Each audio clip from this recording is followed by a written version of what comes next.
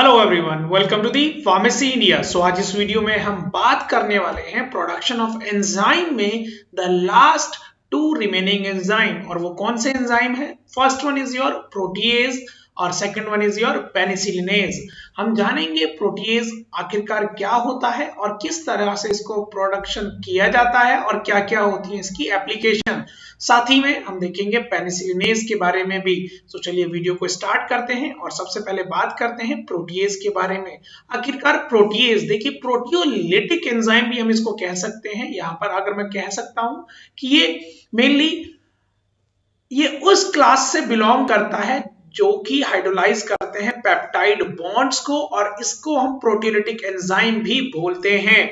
याद रखिएगा, इसका दूसरा नाम ये पेप्टाइडेज के नाम से भी जाना जाता है और प्रोटीनेज के नाम से भी जाना जाता है। व्हाट इट डज, ये मेनली कैटालाइज करता है आपके प्रोटियोलाइसिस को, जिसकी वजह से ब्रेकडाउन हो जाता है प्रोटीन का इनटू स्मॉलर पॉलीपेप्टाइड्स और सिंगल अमीनो एसिड्स, और उसके बाद कुछ नए प्रोटीन प्रोडक्ट्स बनते हैं। यहाँ पर प्रोटीज के बारे में हमने जाना। अभी कितने टाइप्स का हो सकता है, सिंपल सी बात मैं यहाँ पर क्लियर करूंगा।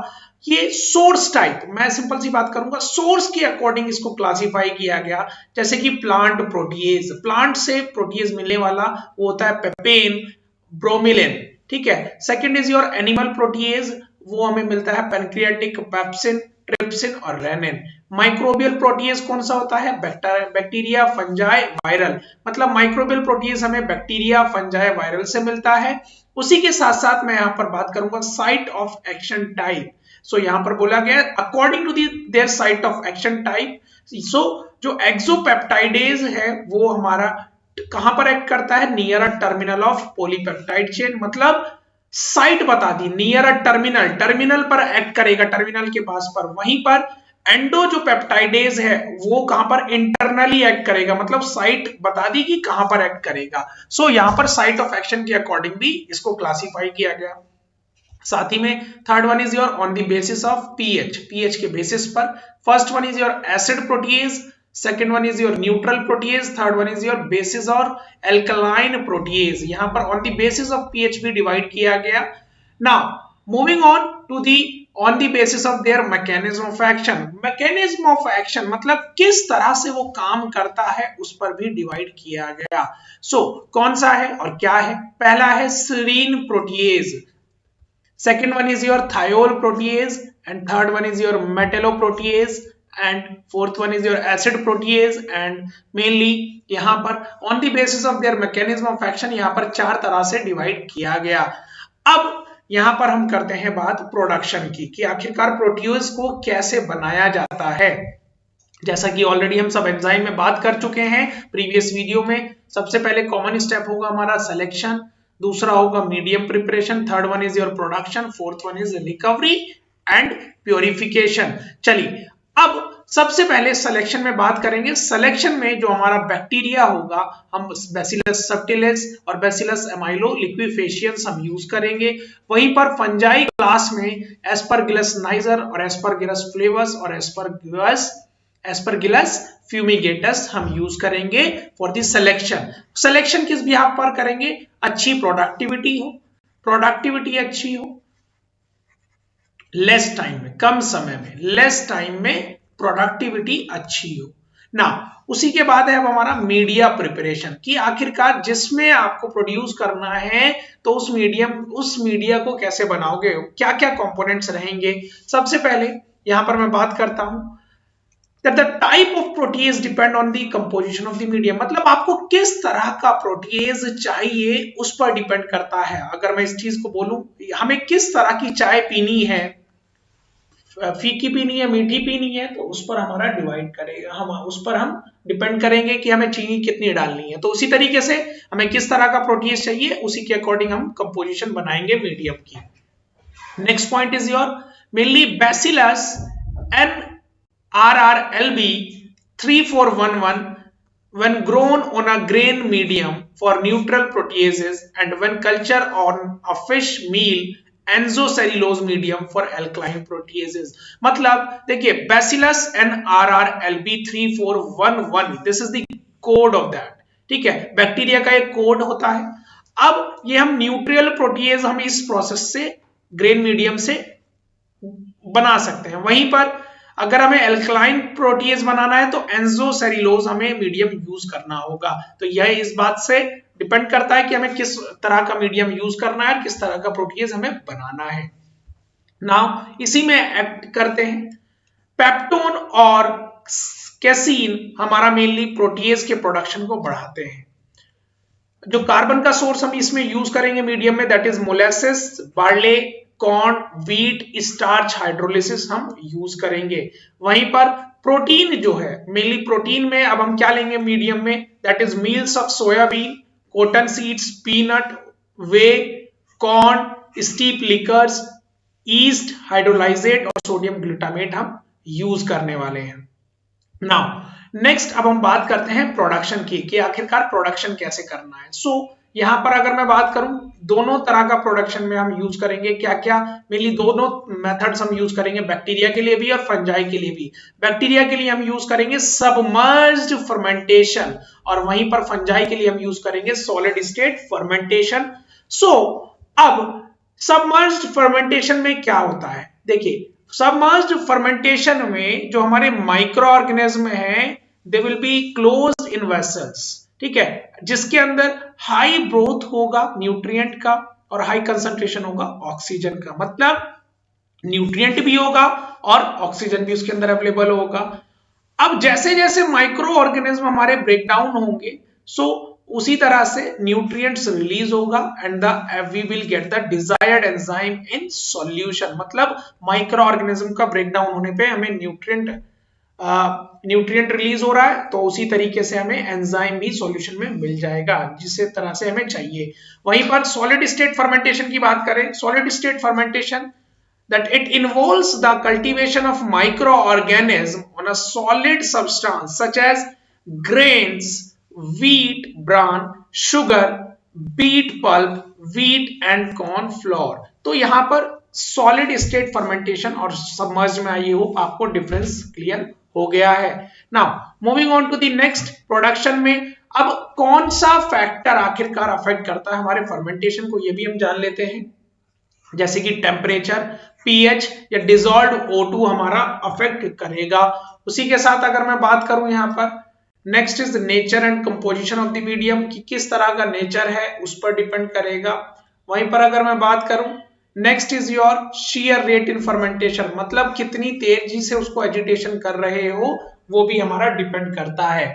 So now moving on the for fermentation हमें 3 से 5 दिन चाहिए, ये हमें ऑलरेडी क्लियर है, और 37 डिग्री सेल्सियस हमें टेम्परेचर चाहिए प्रोडक्शन के लिए। वहीं पर बैसिलस स्पीशीज के लिए स्पेशल बोला गया है that bacillus species produces extra cellular protease during post exponential growth phase.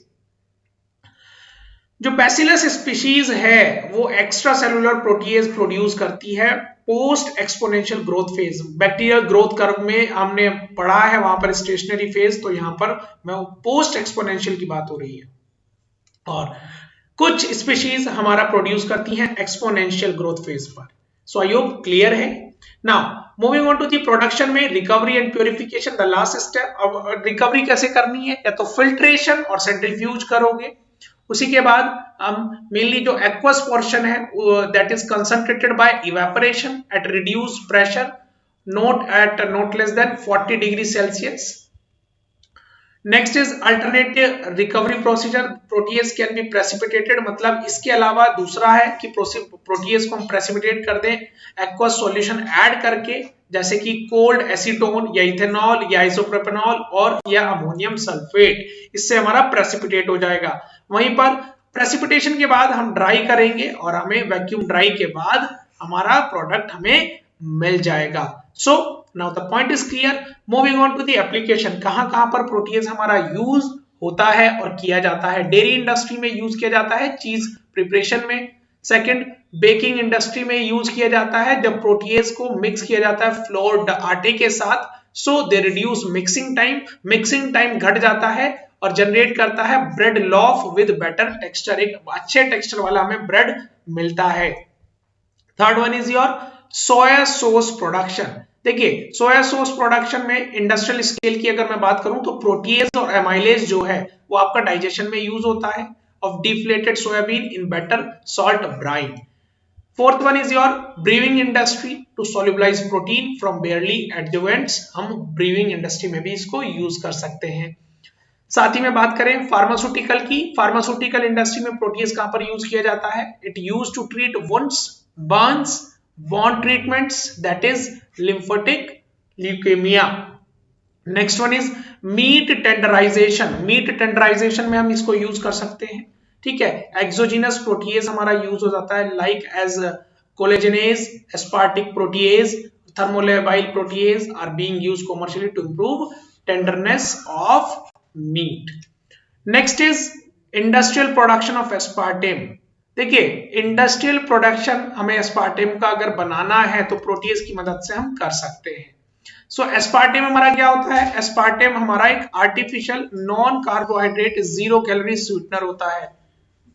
Enzymatic synthesis हमारा मेनली एस्पार्टेम का प्रोटीएज के थ्रू किया जाता है। चलिए उसी के साथ अब मैं बात करता हूं डिटर्जेंट इंडस्ट्री में यूज किया जाता है। डिटर्जेंट इंडस्ट्रीज में कहां पर यूज किया जाएगा? For cleaning contact lenses to facilitate removal of large variety of stain of oil, मतलब ऑयल के दाग और धब्बे को रिमूव करने के लिए यूज किया जाता है। ब्लड का, ग्रास का और बॉडी सिक्रीशन को भी, बॉडी सिक्रीशन के जो मेनली स्पॉट्स होंगे उसको रिमूव करने के लिए प्रोटीएज हम यूज कर लेते हैं। नाउ नेक्स्ट है हमारा पेनिसिलिनेज। यस, पेनिसिलिनेज को हम मेनली बीटा लैक्टामेज के नाम से भी जानते हैं। याद रखिएगा पेनिसिलिनेज हमारा बीटा लैक्टामेज के नाम से भी जाना जाता है।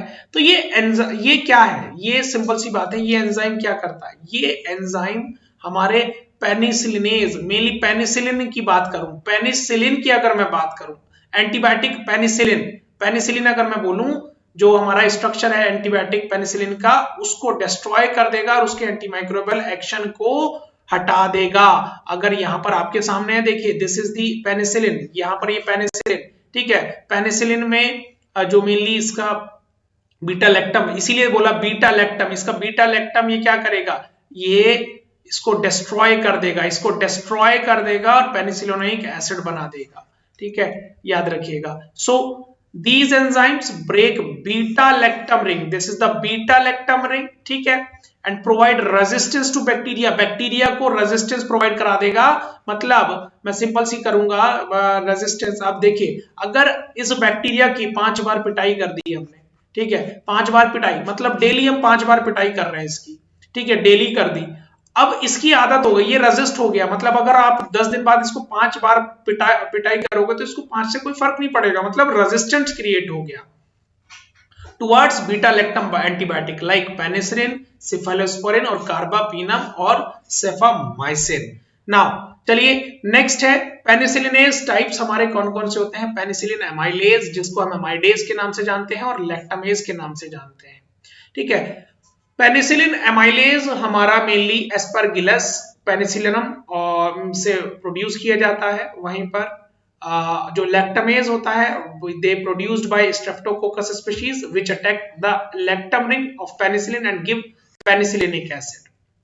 वहीं पर ये हमारे एमाइड बॉन्ड पर एक्ट करते हैं which the acyl group is attached, जहां पर एसाइल ग्रुप अटैच रहता है to the basic nucleus 6 amino penicillinic acid हमारा बनता है, ठीक है, क्लियर है। नाउ मूविंग ऑन स्टेप्स, हमारे स्टेप्स कौन कौन से हैं? सिलेक्शन हम करेंगे, ठीक है, bacillus cereus isolated from soil, bacillus cereus को हम आइसोलेट करेंगे सॉइल सैंपल से जो कि हमारा पेनिसिलिनेज में बनाने में मदद करेगा। वहीं पर मीडियम की फॉर्मेशन करेंगे, this is the mainly composition of the medium. उसी के साथ जो पीएच रहेगी कंपोजिशन की 9.0 with sodium bicarbonate, optimum temperature हमारा रहेगा 30 to 37 degree Celsius. Now moving on to the next that is the production. Production में याद रखिएगा 19 आवर ओल्ड इनोकुलम कल्चर हम यूज करेंगे फर्मेंटेशन के लिए।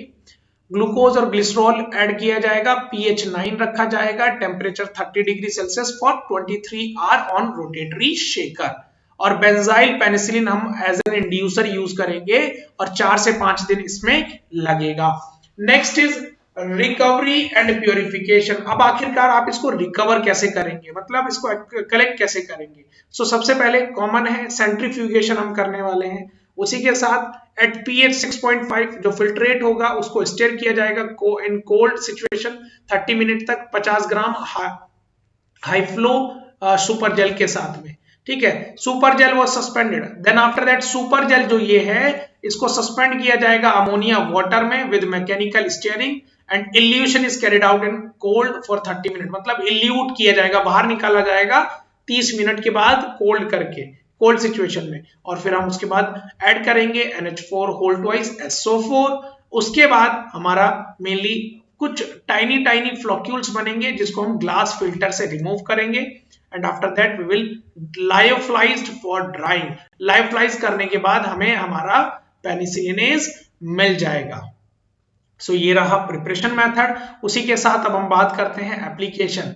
एप्लीकेशन पेनिसिलिनेज कहां पर यूज होता है, मेडिसिन यूज में, दैट इज पेनिसिलिन यूज होता है। Penicillinase is used in treatment of penicillin induced allergies like serum sickness, acute arterial or non-arterial।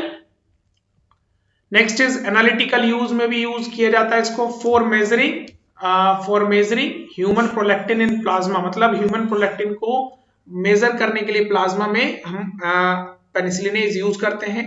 Sterility testing में यूज किया जाता है बल्क एंटीबायोटिक्स की, जब एंटीबायोटिक्स का हम स्टेरिलिटी टेस्ट करते हैं। For testing of the microbiological cleanliness of antibiotic manufacturing, and the last but not the least, students, here we compiled the enzymes of all the topics and their production. So I hope you like this video. So stay connected with Pharmacy India और मिलते हैं next video में. Thank you.